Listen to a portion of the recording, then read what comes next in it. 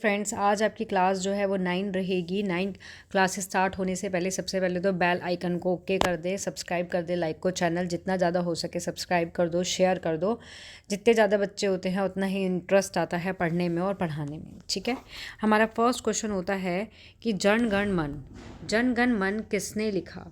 ए लोकमान्य तिलक ने, बी रविन्द्रनाथ टैगोर ने, सी बंकिम चंद्र चट्टोपाध्याय ने, या डी आपका महात्मा गांधी ने।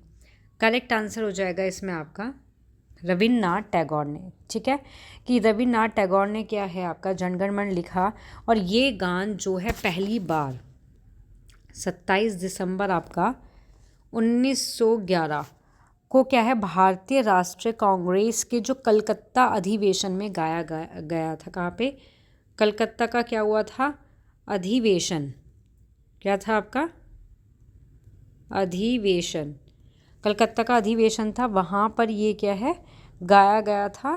कब? आपका 27 दिसंबर 1911 को। ठीक है, और आपका जो रविन्द्रनाथ टैगोर हैं ये एक प्रसिद्ध कवि थे और एक संगीतकार भी थे। और इनको क्या है आपका 1913 में राष्ट्रीय गान के ही लिए इनको क्या है नोबेल पुरस्कार भी मिला था। साहित्य के लिए इनको क्या है नोबेल पुरस्कार जीतने वाले ये पहले कौन थे?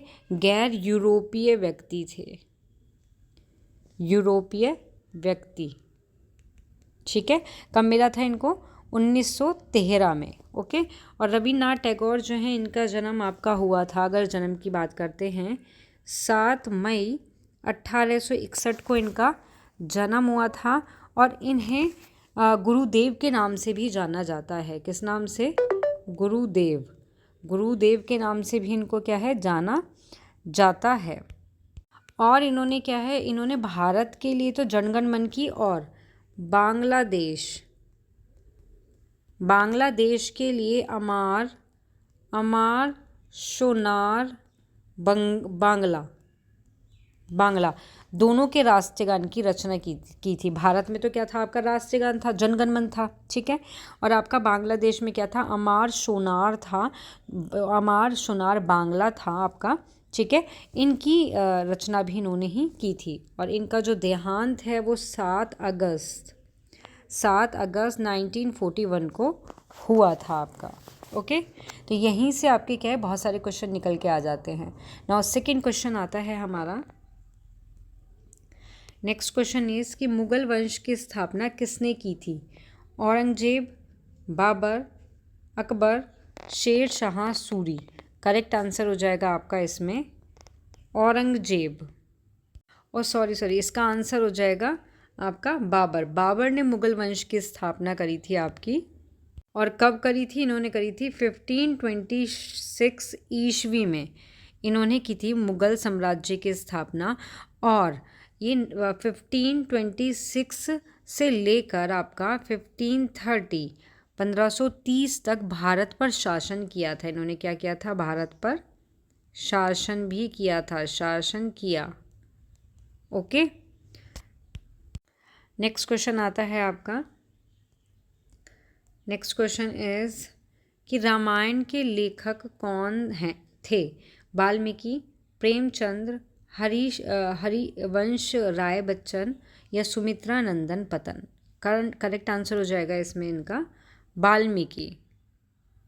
ठीक है, तो करेक्ट आंसर है वाल्मीकि। और वाल्मीकि को क्या है कभी कभी क्या है आदि कवि क्या कहा जाता है? इनको कभी कभी आदि कवि कहा जाता है, जिसका मतलब है पहला कवि। जिसका मतलब क्या होता है? पहला कवि। इनको आदि कवि कहा जाता है, जिसका पहला मतलब है पहला कवि, क्योंकि उन्होंने श्लोक का निर्माता माना जाता है, जो संस्कृत में पहला छंद रूप है। ठीक है, इनको क्या है जो श्लोक है उसका क्या है पहला निर्माता माना जाता है। ठीक है, जो किसका? संस्कृत साहित्य में पहला छंद का रूप है आपका।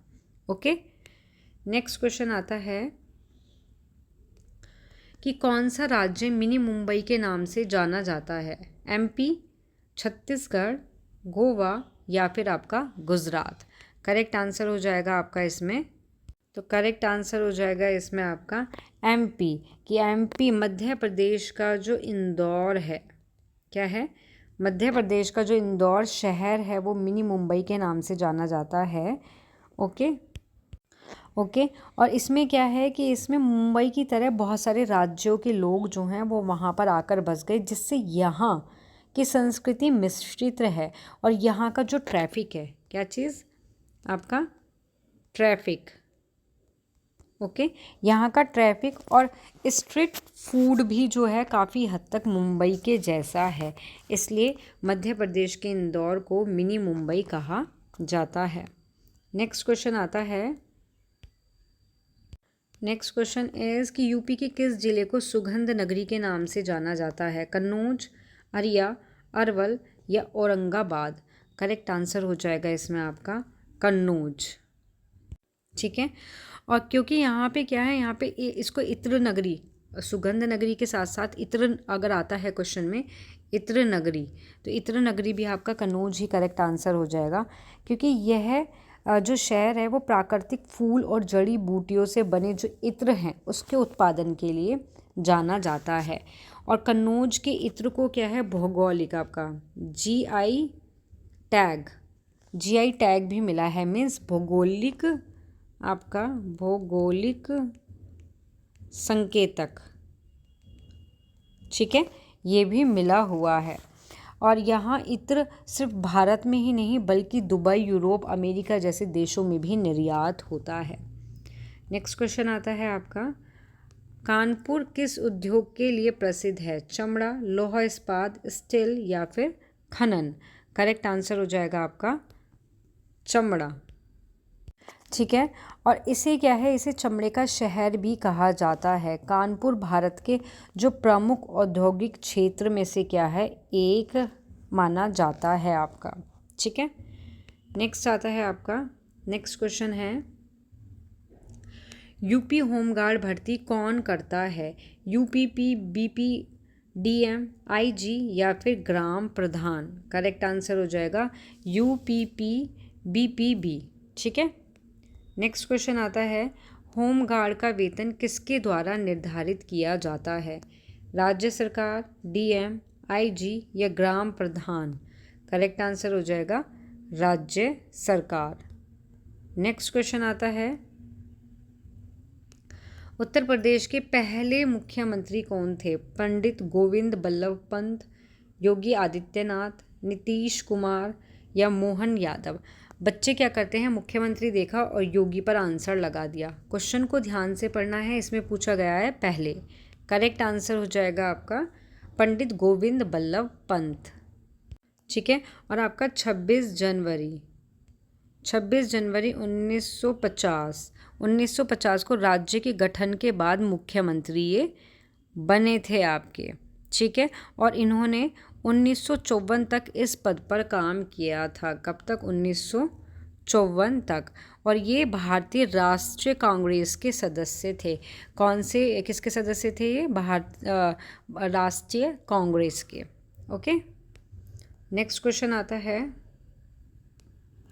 होमगार्ड की ट्रेनिंग कहाँ कराई जाती है? जिला स्तर के केंद्र में, सेना कैंप में, पुलिस लाइन में या राज्य स्तर अकादमी में? करेक्ट आंसर हो जाएगा आपका जिला स्तर के केंद्र पर। नेक्स्ट क्वेश्चन आता है कि उत्तर प्रदेश होमगार्ड की कुल कितनी कंपनियां सक्रिय रूप से कार्यरत हैं? 1151, 1251, 1351 या 1451? Correct answer is A option 1151 आपका। ठीक है। नेक्स्ट क्वेश्चन आता है, उत्तर प्रदेश में होमगार्ड संगठन किस अधिनियम के अंतर्गत स्थापित किया गया? अधिनियम 1963, अधिनियम 1953, अधिनियम 1964, अधिनियम 1965? करेक्ट आंसर हो जाएगा अधिनियम 1963। और आपका ये जो नियम है ये 30 दिसंबर, कब आपका? 30 दिसंबर आपका 1963 को क्या था, ये आपका राज्यपाल की सहमति मिली थी इसको। और आपका 31 दिसंबर 1963 को यूपी गजट में प्रकाशित हुआ था ये।